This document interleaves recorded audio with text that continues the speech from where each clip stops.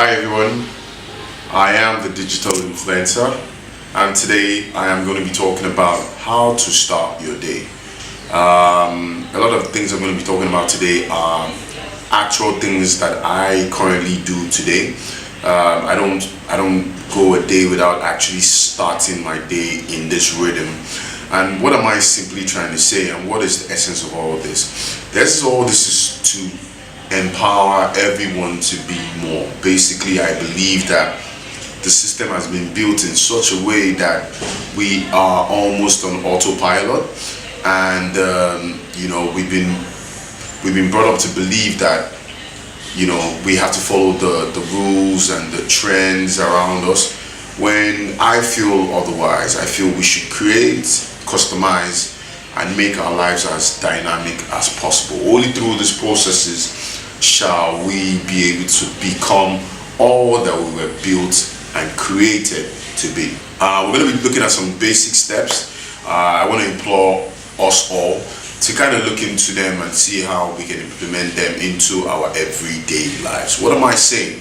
When you wake up in the morning, right, I want you to make a conscious effort when you wake up in the morning to waking up to a positive view of the world around you. What does that mean? There's baggage from the day before. I'm simply saying that when you wake up in the morning, look around you and appreciate the fact that first and foremost that you actually woke up in the morning. Now, when you cross that hurdle, you need to also just look around you, the air you breathe, the fact that you've been given another chance to actually, actualize your dreams. I don't want you to wake up in the morning and another Monday morning. No. In fact, they're just days. People like me and you created a Monday, coined it a Monday, coined it a Tuesday, coined it a Wednesday, all up until Sunday. But the actual fact is a day is a day. A day in my life is a day in your life. We're all experiencing it. We all wake up. For the fact that we wake up in China, in America, in Nigeria, we are all experiencing still just another day.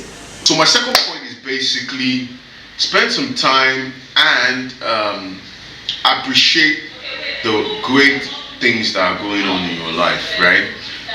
A lot of times, we're always caught up in the rush of the moment, in the hype of the moment, in the trend of the moment, when we actually have a lot going for us that we have to be thankful or should be thankful about. I'll give you a very good example.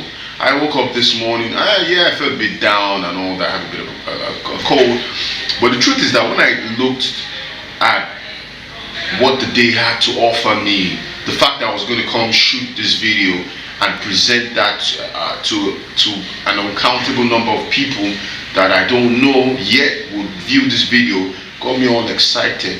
The fact that when I leave here, I'm going to be cooking for my family, it got me all excited.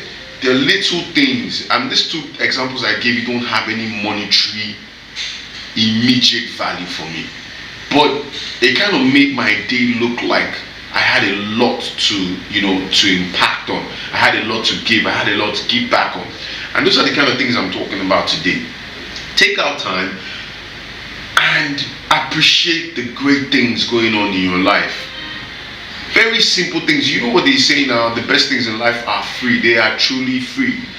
But the world we live in is built in such a way that if you are not driving a BMW or driving a Mercedes-Benz, then you've lost. But it's not true. It's totally wrong, and I want you to really, think about this line.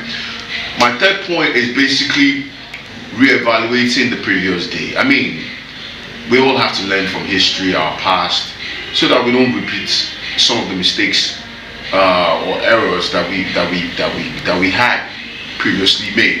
And how do we basically do that is by reevaluating the previous day. I don't even want you to go too far. Just take it a step at a time. And what am I simply saying? Look back on your day, the day before, and just see the good things that went in your favor. So I like to coin that the good, the bad, and the ugly. And why are you doing this? You're basically doing this so that it kind of sets the tone in terms of how you're going to go about setting up your current day, which is present day today. Now look at the three pillars I normally talk about, which are your mental, the physical, and your emotional state of being, right? Yesterday, how much mental impact did I have on myself? Meaning, what new learnings was I able to gain? What new materials did I look into? What new experiences did I participate in?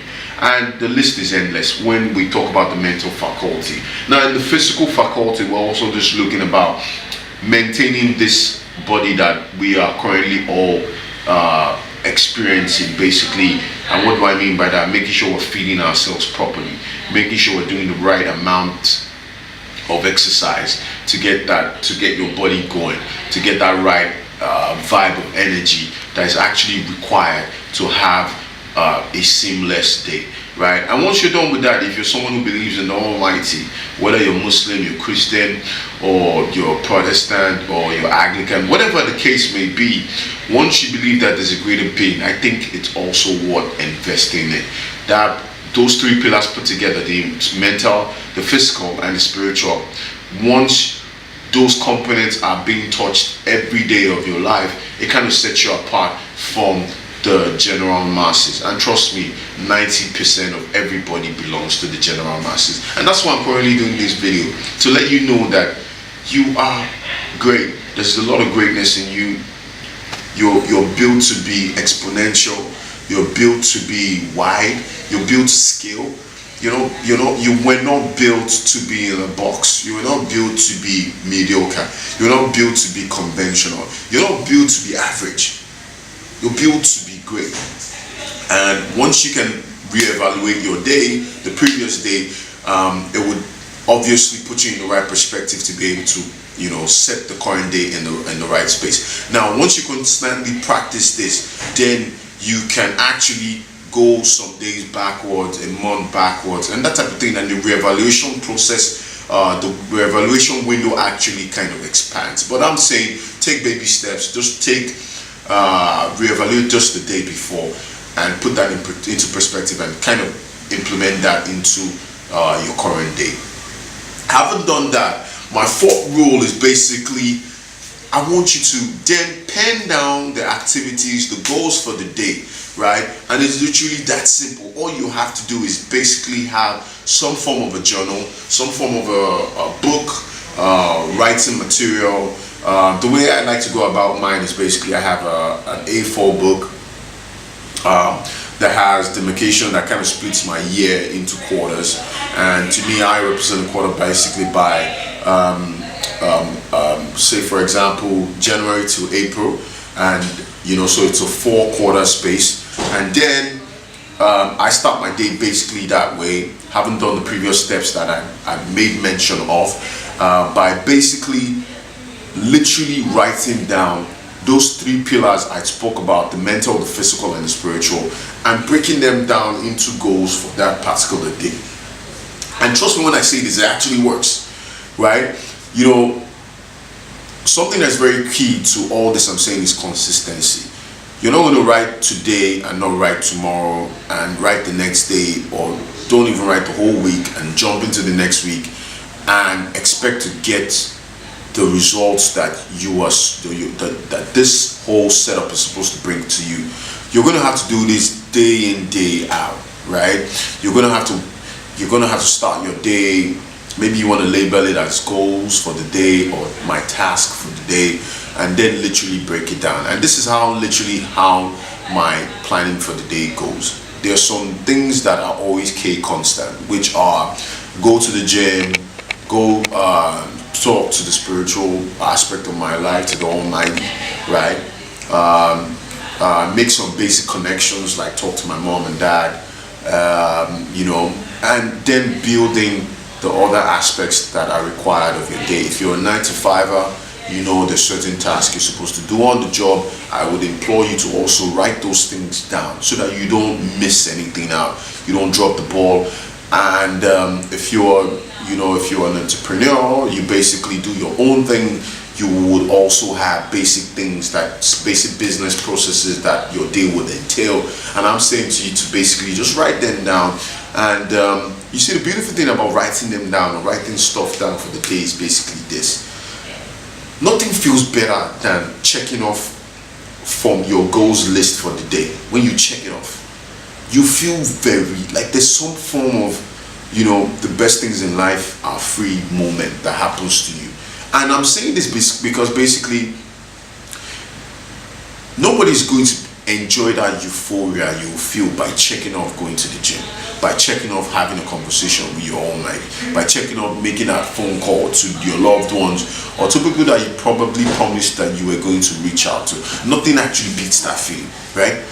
Imagine a day that started off in the morning and closing up in the evening, and you look at a list, right, and you can see that you checked off almost everything. I'm not saying that you're going to be able to check off everything. Some days you're going to check off everything. Some days you might not even be able to check off half of the things on your list. But you see, the beautiful thing about doing the check off is that when you go back the next day, when you're in the present day the next day, and you have to reevaluate that same day, you can start to build some correlations. You can start to understand, why wasn't I able to go to the gym? What was the blocker? What stopped me from making that move? Or why wasn't I able to have that conversation with the Almighty? Or why wasn't I able to make that call? That's that very crucial, important call to my loved ones, right? Then you can start to draw lines in between. And what do you find out? The next day, you're gonna most likely, right? You're going to most likely look into the areas that made the goals of the previous day not happen, and most likely you're going to exhibit actions that would ensure that the previous day's errors don't scale into the present day. And basically that is by constantly having this to-do list, having this goals list, checking them off. I personally will tell you this: when I don't check off a goal, instead of a check sign or pass sign or a Nike sign, I basically just give myself an X. Yeah, at the beginning I used to feel bad. I'll be like, ugh, you know what, let me just check it off because I kind of almost did it. No, you have to stay true to yourself. If you didn't do it, you didn't do it. You check it off or you cancel it. Basically meaning that when you go back the next day to reevaluate that day's goals, you can actually say the truth to yourself. I mean, this doesn't work if you're going to be lying to yourself. Basically, why are you writing stuff down? It's so that you can hold yourself accountable, right? The society has been built in such a way that we only hold you accountable to the fundamentals, right? We hold you accountable when you drive one way. We hold you accountable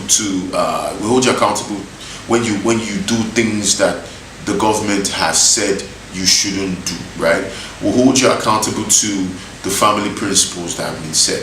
But who holds you accountable to you, to your true self? You are the only one who can hold yourself accountable to your true self. And that is why it's crucial you pen things down. You write it down, right?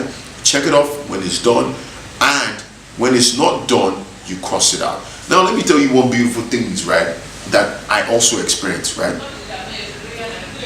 When I don't get some actual goals done, right, some I don't have to cross out because the priority levels for those actual goals can be moved to the next day or to the next day or to, I know it might sound like a bit of procrastination, but it's not, because of the fact that you've actually written it down. Say for example, you wrote it down on the Monday and present day today is Friday, right? When you reevaluate, when you start getting better at this, you will reevaluate all the way back to Monday, and probably that Monday task will now be executed on Friday. Guess the beautiful thing? You go back to Monday and you check it out. You check it out, and what you find out is that when you do this, I'm not even joking, when you do this for a month, 30 days minimum, right, you find out that you are so organized.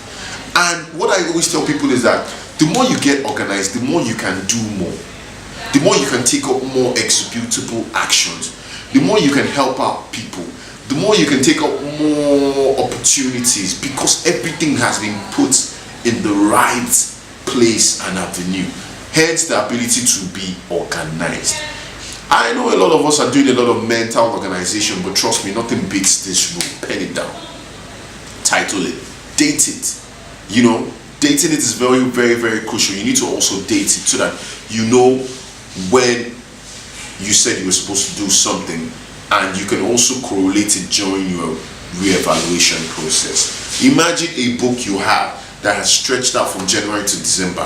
You can actually go back the next year and re-evaluate the previous year. But how would you re-evaluate the previous year in details when you didn't pen it down? So try and understand where I'm coming from in terms of penning this down, and we'll see eye to eye. Now, I haven't done that. Next thing you're gonna do is get up and go. You're gonna get up and go. You're gonna get up and be alive. You woke up in the morning, first of all, to a positive view of the world.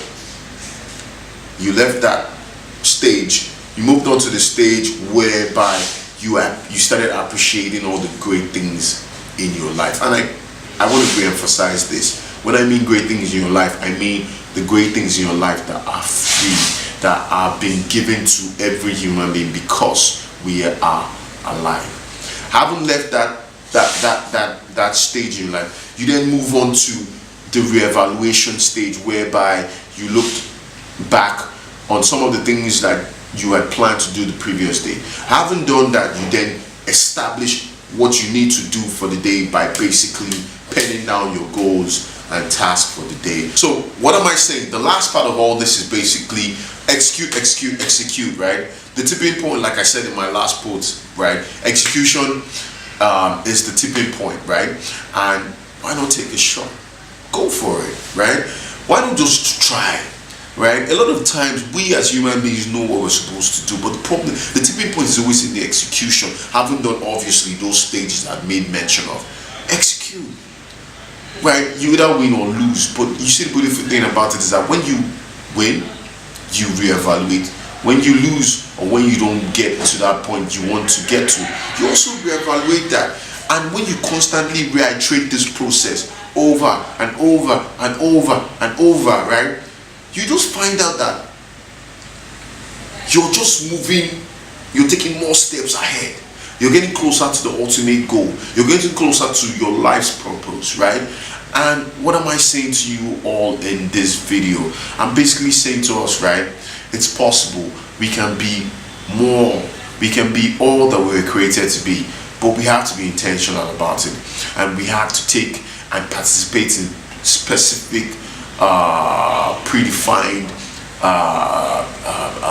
stages of personal development that would then lead us to a greater us. I still remain your digital influencer.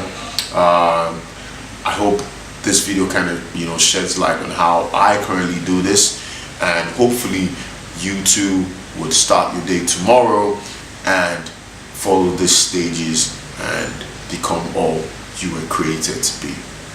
Have a great one.